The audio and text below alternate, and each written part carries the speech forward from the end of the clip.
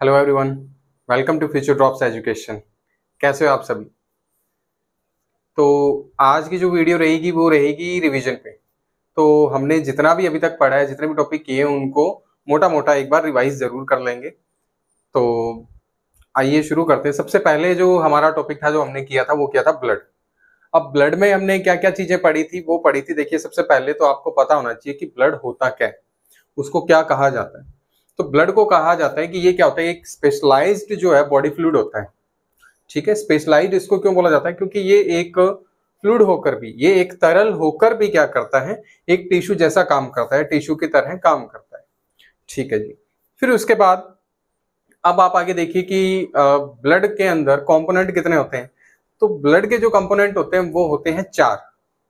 कौन कौन से? तो सबसे पहले आता है प्लाज्मा, फिर आती है आरबीसी, फिर आती है डब्ल्यूबीसी, और लास्ट जो हमारी रहेगी वो रहेगी प्लेटलेट्स। तो यहां तक आपको क्लियर होगा?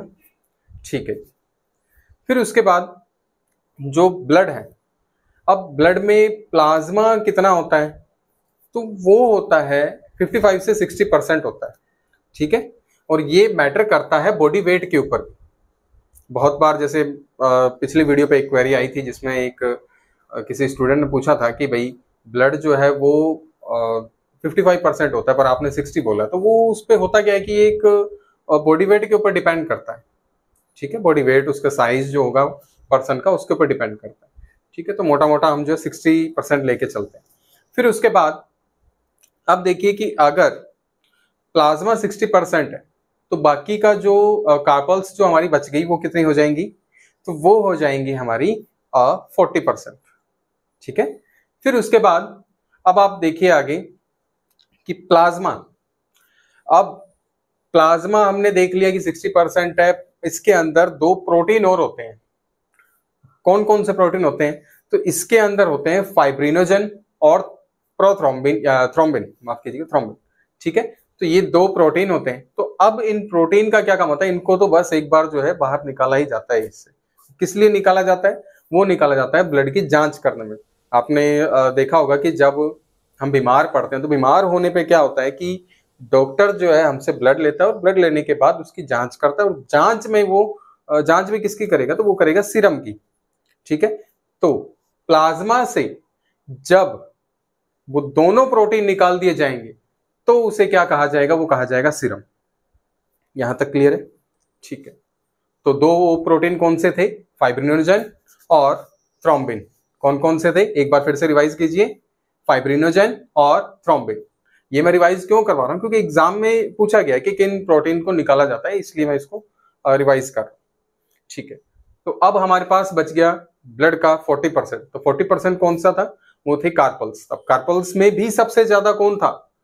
तो वो था आरबीसी। अब वही होता है, जिसकी तरफ ज्यादा वोट है उसको पहले पढ़ेंगे। ठीक है, तो आरबीसी जो है वो हमारे ब्लड में सबसे ज्यादा रहती है। वैसे तो प्लाज्मा रहता है, पर मैं कार्पल्स की अगर बात करूं तो आरबीसी रहेगी। ठीक है, तो आरबीसी को क्या कहा जाता है? इसको कहा जाता है एरिथ्रोसाइट। ठीक है, एरिथ्रोसाइट कहा जाता है। और इसके बारे में थोड़ी बहुत चीजें जो हमने पिछली कक्षा में पढ़ी थी, जो स्टार्टिंग में ब्लड में हमने पढ़ी थी, उसको थोड़ा थोड़ा रिवाइज कर रहे हैं हम। तो अब उसमें क्या हो जाएगा कि यही 120 दिन इसका वो जीवन काल हो जाएगा। फिर उसके बाद इसका जो शेप है वो कैसी है? तो वो राउंड हो जाएगी। और इसका जो मेन काम है वो काम क्या है? तो इसके अंदर एक वर्णक होता है, एक फैक्टर होता है जिसको हम हीमोग्लोबिन भी कहते हैं। हीमोग्लोबिन ही कहते हैं, भी तो क्या कहेंगे। ठीक है जी, तो इसको क्या है? हीमोग्लोबिन कहते हैं। अब हीमोग्लोबिन क्या काम करता है? तो हीमोग्लोबिन इसके अंदर बहुत सारे काम करता है, बहुत सारे।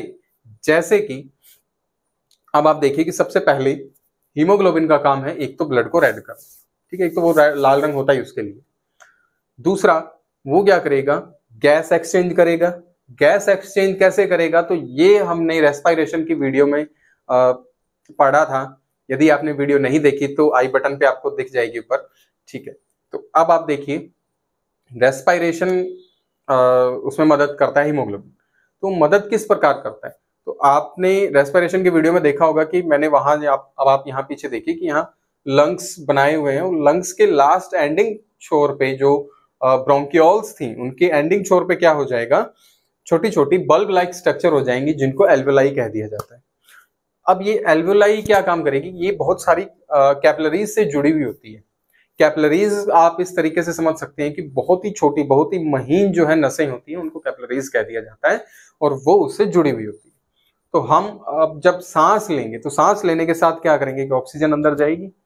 ऑक्सीजन जब अंदर जाएगी तो ऑक्सीजन के जाने के बाद हमारा जो हीमोग्लोबिन है वो ऑक्सीजन को पकड़ेगा, और पकड़ने के बाद उसको पूरी बॉडी के अंदर फैला देगा, और फिर पूरी बॉडी से जो है कार्बन डाइऑक्साइड उठाएगा और उसको जो है एल्वेओलाई को वापस दे देगा कि भाई अब तेरा काम ये है कि इसको वापस फेंक दे, तो वो वापस बाहर भेजने का भी काम कर देगी। तो यहां तक में भी आपको क्लियर हो चुका होगा। फिर उसके बाद अब अगर बात करें डब्ल्यूबीसी की, तो डब्ल्यूबीसी आप देखते आ रहे हो कि ये काम क्या करती है, इसका काम होता है लड़ने का। ये है सोल्जर, ठीक है, तो ये क्या है, हमारी बॉडी में एक सोल्जर है। तो अब इसकी शेप किस तरह की होती है, वो होती है अनिश्चित, ठीक है। अब ये करती क्या है, इसका एक तो काम है लड़ने का, इन्फेक्शन से हमें बचाने का।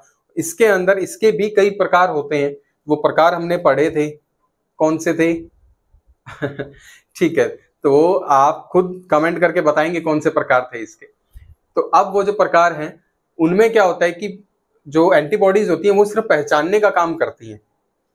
कैसे पहचानती हैं कि कोई भी बैक्टीरिया, कोई भी जीवाणु, कोई भी बाहरी तत्व जो बॉडी के अंदर एंटर हुआ है, तो एंटीबॉडी सबसे पहले पहचानेगी उसे। फिर जो डब्ल्यूबीसी का जो सेकंड टाइप था, आप बताएंगे वो कौन सा था, तो वो जो है वो उसे मारने का काम करती है, और फिर उसको दफनाने का, उसे गायब करने का भी एक जो है डब्ल्यूबीसी का प्रकार है वो काम करता है। तो ये तीनों आप जो है कमेंट करके बताएंगे कि कौन सा प्रकार था, ठीक है। तो चलिए आगे चलते हैं। प्लेटलेट्स, प्लेटलेट्स क्या काम करती है, इसका काम होता है ब्लड क्लॉटिंग का। तो ब्लड क्लॉट ये किस प्रकार करती है कि अब आप देखिए पहले इसकी संख्या कितनी है, संख्या है इसकी वही 1.5 लाख से 3 लाख के लगभग होती है ये, ठीक है, अप्रोक्स। अब इसका क्या काम है, ब्लड क्लॉटिंग का। क्लॉट कैसे करेगी, जब भी चोट निकलेगा, चोट लगेगी, माफ कीजिएगा, जब भी चोट लगेगी तो हमारा जो रक्त है वो बहेगा, हमारा ब्लड जो है वो बहेगा। तो अब ये प्लेटलेट्स क्या करेगी, एक जगह इकट्ठी हो जाएंगी, बहुत सारी इकट्ठी होकर ये क्या करती है, खून जैसा बना देती है। आपने देखा होगा, कई बार चोट तो लगी होगी बचपन में ज्यादा, ठीक है। तो यहां तक में भी आपको क्लियर हो चुका होगा। ये एक मोटा मोटा जो है रिवाइज क्लास थी, इसलिए मैंने आपको ब्लड के बारे में थोड़ी बहुत जानकारी दे दी। अब इसका मतलब ये नहीं कि आप वीडियो देखोगे नहीं, आपको वीडियो भी देखनी है, ठीक है। प्लेलिस्ट में डिस्क्रिप्शन लिंक डिस्क्रिप्शन में दे दूंगा, तो आप वो पूरी प्लेलिस्ट भी चेक कर सकते हैं। फिर उसके बाद आता है रेस्पायरेशन। तो रेस्पायरेशन में अगर हम देखें तो रेस्पायरेशन क्या चीज होती है कि हम सांस लेते हैं और सांस छोड़ते हैं, इसको बोल दिया एक नॉर्मल लैंग्वेज में रेस्पायरेशन। पर अगर हम इसकी कोई डेफिनेशन देखें तो डेफिनेशन होती है the network of organs and tissues that help you breathe. तो वो नेटवर्क, वो तंत्र जिसके अंदर क्या होता है कि ऑर्गन और टिश्यू सारे मिलकर एक साथ काम करते हैं, जिससे कि हम ब्रीथ कर पाते हैं, हम सांस ले पाते हैं, ठीक है। अब इसके ऑर्गन्स जो है आपको यहां दिखाई दे रहे होंगे। ऑर्गन मैं आपको पिछली कक्षा में अच्छे से समझा चुका हूं, अच्छे से क्लियर कर चुका हूं, लेकिन फिर भी आप एक बार इनके नाम देख लीजिए, इनके काम मैं आपको साथ के साथ बताता जाऊंगा।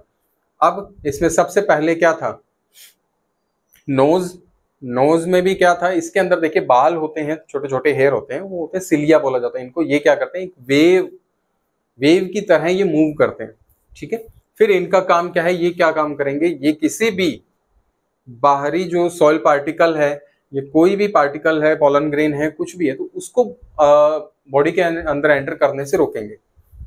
दूसरा कि अगर मान लेते हैं कि यहाँ से बच गया, कोई भी पार्टिकल यहाँ से बच गया, तो अब आप देखिए कि ये जो स्ट्रॉन्ग वाला पार्ट है, ये जो बोन वाला पार्ट है, ये क्या काम करेगा, यहाँ होता है म्यूकस, और ये म्यूकस क्या काम करेगा, जो भी सॉइल पार्टिकल या पॉलन ग्रेन आया उसको यहाँ रोक देगा।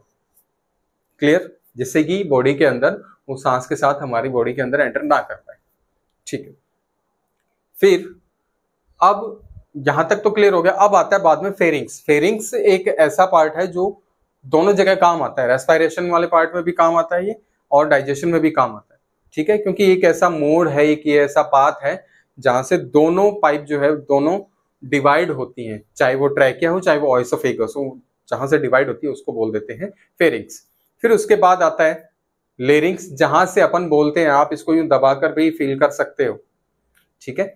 तो वो बोला जाता है फेरिंग्स, माफ कीजिएगा लेरिंग्स। तो लेरिंग्स जो है बोलने के काम आता है।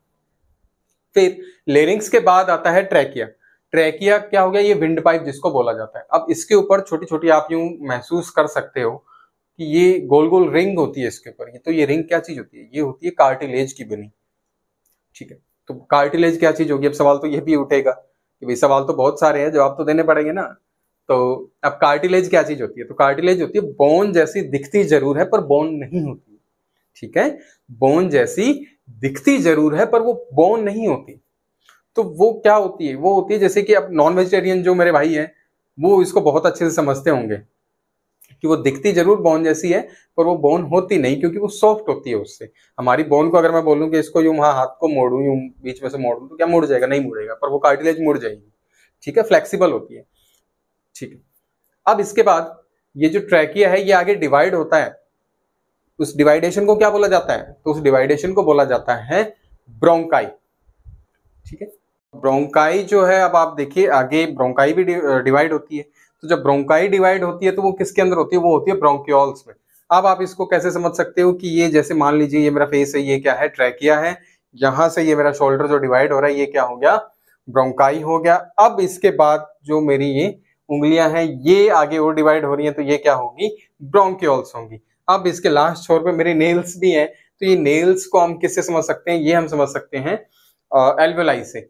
एल्वेलाई का क्या काम है, ये अभी थोड़ी देर पहले ही डिस्कस करके हटे हैं, ध्यान दीजिए ठीक है। तो एल्वेलाई का क्या काम है, गैसेज एक्सचेंज करने का। अब गैसेज एक्सचेंज किस प्रकार करती है वो अब आप देखिए कि छोटी छोटी वही कैपिलरीज होती हैं। कैपिलरीज क्या काम करती है, इससे जुड़ी हुई होती हैं।